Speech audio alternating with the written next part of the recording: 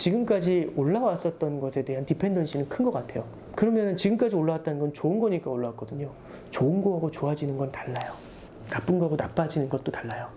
좋은데 나빠지는 게 있을 수 있고요. 나쁜데 좋아지는 게 있을 수 있거든요. 이머징에 투자를 하더라도 조금은 좀 어드밴스된 그런 이머징, 이런 쪽에 좀 가져가시는 게 좋은 것 같아요.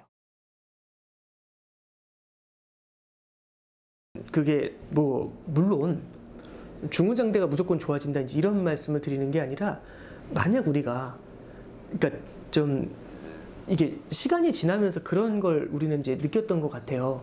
저성장 저물가에 들어서게 되면서 투자가 실종이 되니까 굉장히 큰 대형 투자라든지 이런 게 굴뚝산업이나 이런 쪽에 대한 비관론이 되게 강했던 것 같아요. 특히 원자재라든지 물류라든지 건설이라든지 아니면 이제 산업이라든지 산업재라든지 이제 이런 쪽에 대해서는 되게 회의론이 강했어요. 조선 이런 경우들. 근데 우리가 생각하지 못했던 실물 경제의 성장이 나타나게 되잖아요. 우리가 생각하지 못했던 섹터에서도 볕이 들 수가 있거든요. 근데 볕이 들 수도 있고 어떤 경우에는 그 주식들이 주도주가 될 수도 있습니다. 말씀드리고 싶은 건 영원한 건 없는 것 같아요. 그래서 영원히 이건 끝났어 라는 그 결론 되게 조심해야 됩니다. 그래서 많은 분들이 생각했던 건 저성장 저물가에서 빠져나오지 못할 거야 라는 게 그 패러다임이 되게 강했던 것 같아요. 근데 만약에 우리가 생각하지 못했던 의외의 의외의 환경이 나타난다면 그럼 시장은 어떻게 변하게 될까? 그래서 우리는 예전처럼 그냥 성장주만 막 깔고 가는 게 아니라 이런 시나리오의 변화에 대비해서 이런 주식 내에서도 스타일을 성장뿐만 아니라 가치주, 그러니까 이게 저는 성장주다 가치주다 이런 표현이 저는 사실 제가 주식 전문가도 아니고 많은 분들을 인터뷰해보고 주식 전문가분들 인터뷰해봐도 성장주가 뭐다 가치주가 뭐다를 뚜렷하게 정의하시는 분들은 별로 없고 대부분 다 그 구분하는 걸 싫어하세요. 근데 다만 커뮤니케이션을 할 때는 그 느낌이라는 게 있기 때문에 지금은 가치주 하면 중후장대, 성장주 하면 IT 이제 이렇게 이제 좀 어느 정도 커뮤니케이션이 되잖아요. 저는 그래서 그런 주식들에 대해서도 좀 폭넓게, 약간 성격이 다른 애들도 폭넓게 주식 내에서 깔아놔야 된다. 그래야 우리가 예상하지 못한 금융환경, 경제환경으로 전개됐을 때도 대비가 가능하다 이런 말씀이지, 다 팔고 중후장대 사세요 이제 이런 컨셉은 아닙니다. 네. 우리가 생각했던 것보다 훨씬 더 강하게 성장할 수 있는 부분들도 있어요. 그런 시나리오도 가능할 수 있다라는 표현이 되는 거고요.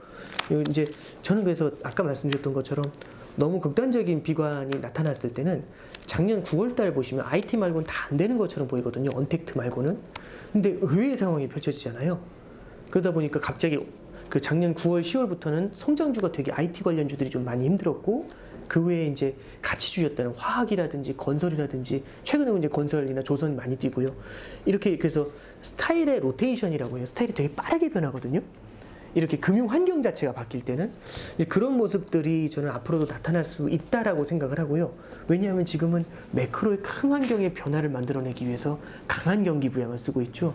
그럼 이제 어떤 상황이 펼쳐질지 모르니까 그런 자산에 대해서 너무 비워놓고 가는 것보다는 마찬가지로 포트에 채워넣는 게 되게 필요하다라는 생각이 좀 듭니다. 이제 포트폴리오 자체에서, 그러니까 지금 당장의 가격을 보면서 이제 들어갈 때도, 그러니까 분산이라는 거는 여러 관점에서 할 수가 있는 것 같아요. 그러니까 자산 분산이라는 건 주식 채권을 나누는 거죠. 주식 채권 원자재. 그 다음에 이제 스타일 분산이라는 거는 주식 내에서도 이제 종목 같은 거나 이런 것들을 이제 분산하는 게 될 수 있고, 세 번째는 시점을 나눌 수도 있어요. 그럼 시점을 나눈다는 얘기는 예를 들어 이런 거죠. 지금은 저성장 저물가인데 고성장 고물가로 갈 것 같아요. 당장은 아니지만 언젠지 모르지만. 그럼 어떻게 하냐면 조금씩 고성장 고물가에 대한 자산들을 담아나가는 거겠죠. 예. 그래서 이제 이렇게 저는 이제 가치주의 섹터들도 최근에 많이 올랐지만 가격 부담이 된다면 조금씩 더 담아나가는 전략도 괜찮은 거 아닌가 좀 싶어요. 네. 저는 이제 중국만 말씀드리고 싶은 게 아니라 중국을 비롯한 이머징을 좀 보고 있는데, 왜 그런 거 하니? 그렇다고 이제 중국이 좋으니까 미국이 안 좋다 이제 이런 말씀을 드리려는 건 아니에요. 지난 10년간은 미국의 성장이 주도를 했던 시기입니다.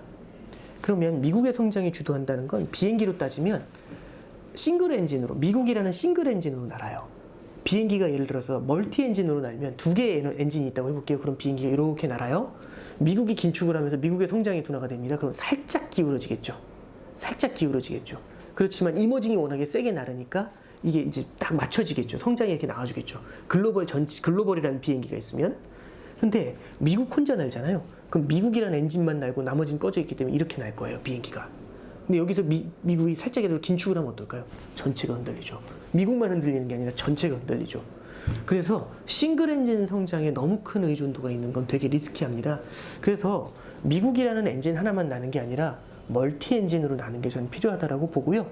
그 멀티 엔진으로 날았을 때 아까 전에 말씀드렸던 그 고비 있죠. 그걸 넘길 수가 있을 것 같아요. 미국이라는 엔진으로만 날게 되면 미국 혼자 과열됐었을 때 바로 긴축이 들어옵니다. 그럼 다 같이 흔들려요. 근데 멀티 엔진으로 날게 되면 미국이 너무 과열될 땐 다른 엔진으로 날 수가 있죠. 그런 걸 이제 같이 볼 필요가 있는 것 같아요. 저는 이제 이렇게 생각을 해요. 2005년도, 4년도에 제가 이제 처음으로 이제 마켓 공부하면서 접근할 때는 선진국은 안 오르는 줄 알았어요, 주가가. 이머징만 오르는 줄 알았어요. 왜냐하면 직관적으로 너무 이해가 잘 돼요. 선진국은 다 컸고요. 이머징은 이제 막 크잖아요. 중학생이 많이 클까, 제가 많이 클까라고 하면 중학생이 많이 크겠죠. 너무나 간단한 팩트잖아요. 그래서 이 이머징 투자 붐이 불었어요. 근데 불과 99년도, 98년도로 가면 95년도에 멕시코가 파산했습니다. 97년도에 동아시아 상국이 파산을 해요. IMF 외환위기였죠. 98년도에 러시아가 모라토리움을 선언했고 99년도에 브라질이 무너졌어요. 이머징이 줄줄이 무너졌죠. 이머징 투자하고 싶었을까요? 아무도 투자 안 했거든요. 다 어디 투자했을까요? 미국의 IT 섹터에 투자했어요. 미국 투자 붐이었거든요. 미국은 혼자 날아가는데 전 세계가 절어요. 그럼 미국이 좋겠죠. 그럼 2000년도 IT 버블이 붕괴되기 직전을 딱 봤을 때 이머징 투자할래? 미국의 IT 투자할래? 저랑 미국 IT 투자했을 것 같아요. 미국 IT 투자 붐이었던 거죠. 근데 2000년도에 누가 미국 투자하냐고 했었죠. 이머징이지. 지금 뭐라고 하죠? 누가 이머징 투자하냐고 하잖아요. 다 미국이지. 그러니까 그런 것 같아요. 지금까지 올라왔었던 것에 대한 디펜던시는 큰 것 같아요. 그러면 지금까지 올라왔다는 건 좋은 거니까 올라왔거든요. 좋은 거하고 좋아지는 건 달라요. 나쁜 거하고 나빠지는 것도 달라요. 좋은데 나빠지는 게 있을 수 있고요. 나쁜데 좋아지는 게 있을 수 있거든요. 우리 투자라는 거는 시장은 선반영한다 이런 얘기들 하잖아요. 저는 좋아지는 것도 좋은 것도 투자하지만 좋아지는 것도 찾아보는 게 좋을 것 같아요. 저는 그래서 멀티 엔진으로 날 수 있다는 얘기를 했잖아요. 이 멀티 엔진에 대한 기대를 가지고 있는 것도 좀 도움이 되지 않나 싶습니다. 그래서 포트에다 같이 담으면 좋을 것 같아요. 우리나라도 이머징에 들어가거든요. 근데 이머징 중에서도 일정 수준 어드밴스드가 된 일정 수준 진일보한 이머징 국가들이 있고 그러지 않은 이머징 국가들로 이제 그 프론티어 마켓이라는 표현들도 써요. 베트남 이런 국가들 같은 경우는 사실은 경제 성숙도로 따지면 한국에 비해서는 아직은 좀 떨어지는 상황이잖아요. 그래서 그런 국가들도 사실은 좀 나눠지게 됩니다.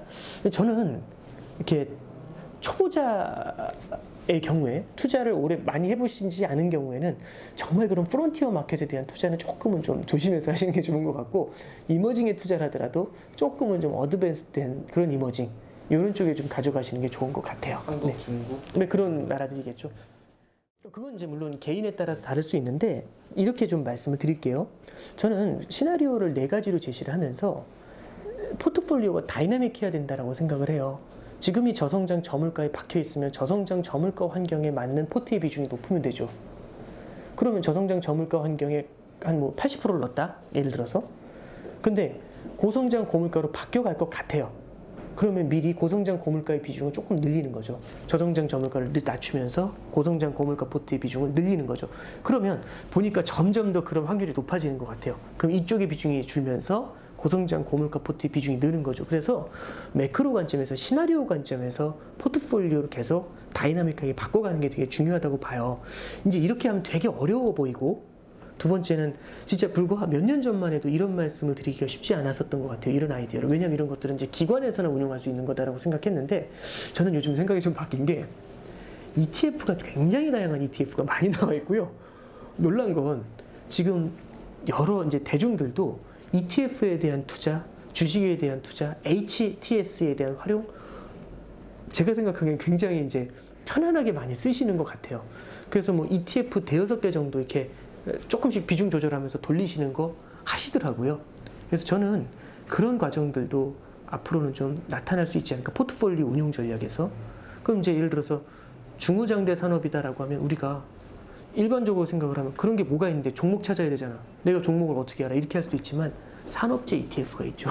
그러면 여러 개의 종목을 분산 투자하는 ETF가 존재하는 거잖아요. 그러니까 옛날에 비해서 투자할 수 있는 조금 이제 고민을 덜하면서 투자할 수 있는 그런 스킴들이 그런 자산들이 되게 많이 늘어나게 된 것 같아요. 이런 점은 저는 되게 긍정적이라고 봅니다. 저는 그래서 고성장 고물가가 나타난다라는 그 시나리오 하에서는 지금보다 더 성장이 좀 나올 수 있으니까 이런 경우에는 주식시장이 이제 그런 쪽도 나쁘지 않을 수 있죠. 다만 이제 요거는 좀 보실 필요가 있는 것 같아요. 이제 부의 시나리오뿐만 아니라 그 앞에 있는 책에서도 말씀드렸던 건 뭐냐면 이렇게 저성장 저물가에서 고성장 고물가로 옮겨가죠. 밀어 올리잖아요. 그러면 밀어 올릴 때 그냥 훅 하고 올라가느냐. 그렇게 올라갔으면 지난 13년을 고생하지 않았겠죠. 올라갈 때 굉장히 많은 마찰이 있을 겁니다. 대표적인 마찰 중에 하나가 이제 긴축해야 된다 이 얘기죠. 밀어 올리려고 하면 너무 오버하는 것 같아. 긴축해야 돼. 그럼 다시 가라앉을 수 있죠. 그러니까 결국에 말씀드리는 거는 올라갈 때 스무스하게 가는 게 아니라 되게 힘들게 올라갈 수 있어요. 어쩌면 고통을 느끼면서 올라갈 수 있는데 그건 뭐냐면 전체적인 시장의 변동성이 굉장히 크게 높아지는 상황에서 이런 변화가 나타날 수 있거든요. 그러면 우리가 대비해야 되는 거는 안전자산에 대한 고민도 당연히 필요하다고 봅니다. 그래서 시나리오 상으로 봤을 때 뭐 고성장 고물가가 오니까 주가가 폭등할 거다. 오케이, 전부. 이게 아니라 저는 밑을 깔고 가면서 일정 수준 바닥을 잡아주면서 주식시장에서 발을 담궈 놓는 거죠. 고성장 고물가의 그 과실을 따먹기 위해서. 근데 그 과정에서 그걸 기다려야 되잖아요. 그러면 안전자산은 바닥에 어느 정도는 박아놔야 된다. 네, 이런 말씀을 드리는 겁니다. 그래서 그런 관점들을 이해할 때는 매크로 전체적으로 이런 환경의 변화가 시장을 흔들 수 있는 것들에 대해서 이해하셔야 되고, 그 다음에 한 국면의 변화라는 게 이렇게 자연스럽게 쓱쓱 가는 게 아니라 되게 많은 마찰적 과정이 필요하다. 그러니까 예를 들어 이런 거죠. 코로나라는 것 때문에 강하게 바뀌었기 때문에 이렇게 강력한 푸싱이 가능해진 거겠죠. 이런 마찰들이 이제 나타날 수 있다라고 생각하시면 될 것 같아요. 이제 안전자산이 뭐 달러나 금. 네, 그런 것들도 이제 존재할 수 있죠. 달러나 금 같은 경우도 이제 대표적으로 이제 우리가 포트폴리오에 담아놓고 시나리오의 변화에 대비할 수 있는 그런 자산들이 될 수 있겠죠. 달러 같은 경우도 대표적으로 이제 시장이 많이 흔들릴 때 환율이 튀는 걸 보시는 것처럼 달러는 이제 시장이 흔들릴 때, 특히 유동성에 의해서 오른 시장이 흔들릴 때 달러가 튀는 일이 많아요. 왜냐하면 달러를 많이 뿌리는 게 양쪽 하나 있죠. 많이 뿌리니까 달러가 약세면서 주식시장이 오르거든요. 달러를 덜 뿌리면 반대로 돌 수 있죠. 예, 그렇기 때문에 그런 시나리오를 감안해서 달러라는 것도 내 포트의 일부 정도는 담아놓는 게 필요한 것 같아요.